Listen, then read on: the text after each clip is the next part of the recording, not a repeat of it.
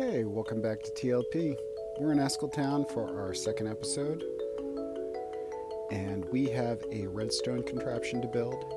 I'm going to show you what I've been doing in the meantime, because I really don't want to build a redstone contraption, because this one I'm going to just have to follow a tutorial for, unless I watch a whole bunch of tutorials and memorize the process. And I really haven't felt like doing that either, though I am going to go back and watch a tutorial soon. In the meantime, I've been putting some of the walls in, getting ready for the second floor of the storage system. I've also been contemplating how I want the storage system to go now that we're going to have multiple floors. I'm thinking of shortening the storage system up and tearing out some of the machinery upstairs and keeping it within one or two chunks. And then everything else will be there for separate things. Maybe separate storage systems even. They do have a storage system now for bedrock that you can use that stores multiple different items in one or two chests. So I might have like a bulk storage system. Let's see how this is looking from over here. I might have a bulk storage system and then separately have kind of a bits and odd ends automatic storage system. So have multiple different storage systems that aren't necessarily even connected to each other, so that they can stay within chunks. Or maybe connect them. I guess if I were to make sure that everything stays within one chunk at a time and run everything vertically up and down, it would be a better idea. It's really something I wanted to just have one storage system for the entire world, right? And then other places are going to need storage systems because you don't want to always come back to this place, especially if we're getting to the point where we're 10,000 blocks out. So even traveling back here by the nether, it's a hassle. So if you forget, some glass in a build, it's easier to make it out there in the wild than it is to come back here and get it or whatever you need. So we might need multiple storage systems, but I want one massive storage system in Escoletown, which is our main base. And I view every other base outside of Escoletown that I build as a outpost. I did see something over here. We found a wandering set.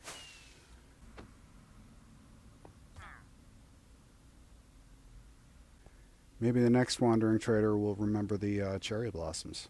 Okay, I think it's time that we finally build that iron farm, because I have been digging to try to avoid building it, but the reason I need to build it now is so that while I'm working on the cave, we're getting iron in that location.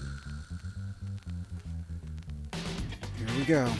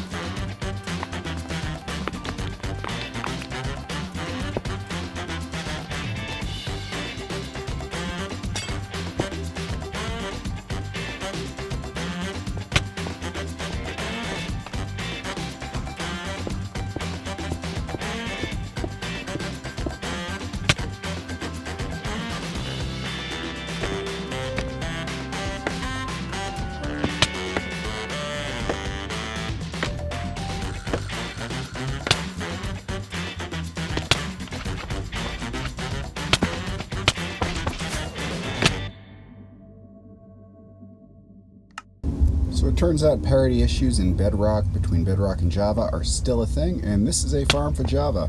So we have to take the whole thing apart and try to separate these guys and do it all over again in a Bedrock fashion. First thing we need to do is get this zombie back.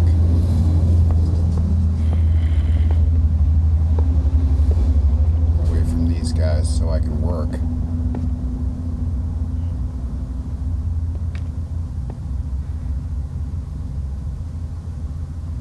There we go. Okay, now like give him a little platform here.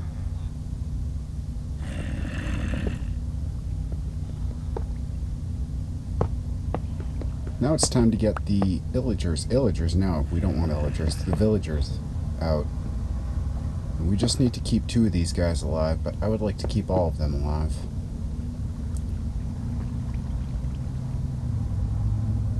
Okay, they don't want to come out. Here we go.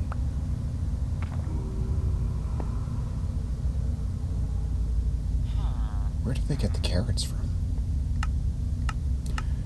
Okay, I'm going to do a little something so that we can see the glass better. I don't use this pack very much, this texture pack. It's called Reblock. They do some funky things with the concrete, and you don't even have all the colors. They got rid of purple. Not purple, pink for some reason.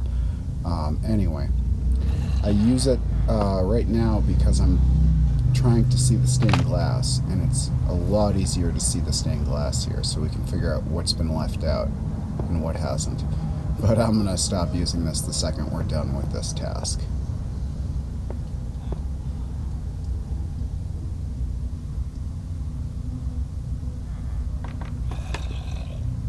Did he just fall through a solid block? Well, it's a good thing we have 4 more. We're going to need 20 beds in this build instead of 5.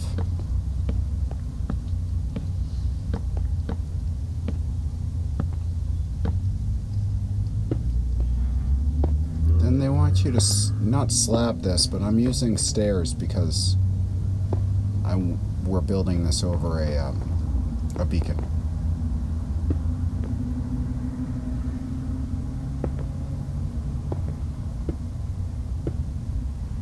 And that should be okay, because as long as we half slab it on the top slab, if we need spawning, we should get spawning.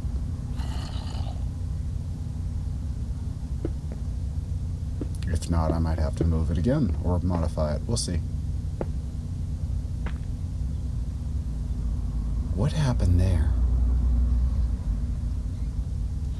I still don't know. Left behind zombie flesh, though.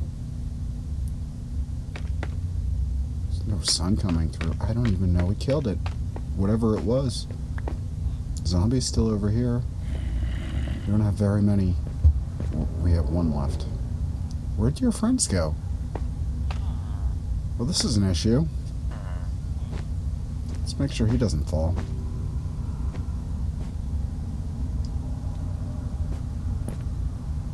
Oh gosh. I think we're gonna have to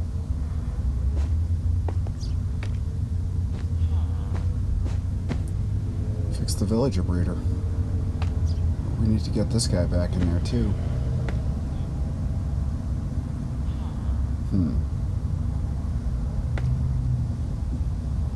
Oh, that's where they went. That's a shame. Well, these guys won't make any more. Over here they're making tons, but I don't want to... I already made a line halfway there. These guys are stopping the other guys from breeding. No, it's still not working. I have to figure out what to do here. I was editing what we had just been through and played, and I noticed over here there is a second villager hiding out. Barely safe. Let's get over to him. See if we can save him. How are we going to get over to him? It's the good old-fashioned way, right?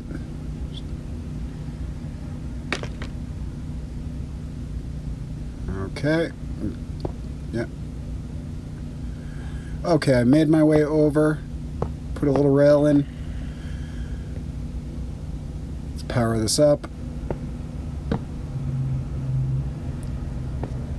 He is just dangling right on the edge there. Don't breathe. Don't go over. There we go. Oh. Why didn't that connect? Okay. Take 2. We got really lucky.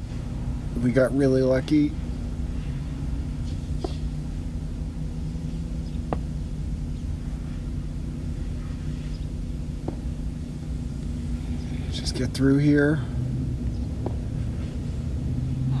Okay, finally.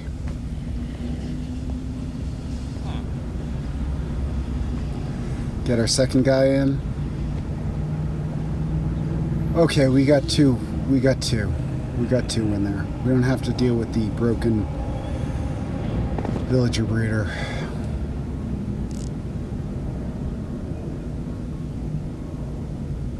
Now we got to watch.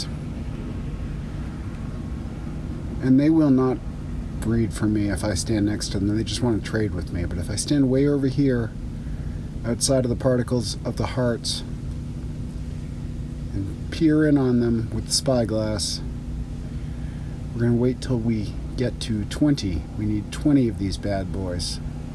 And then we'll be in business, in the iron business.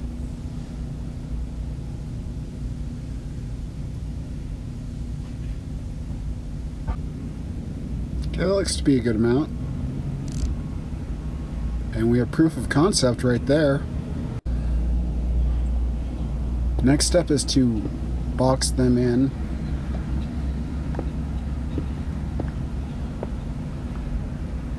With a 2-block high ceiling so no iron golems can spawn in with them.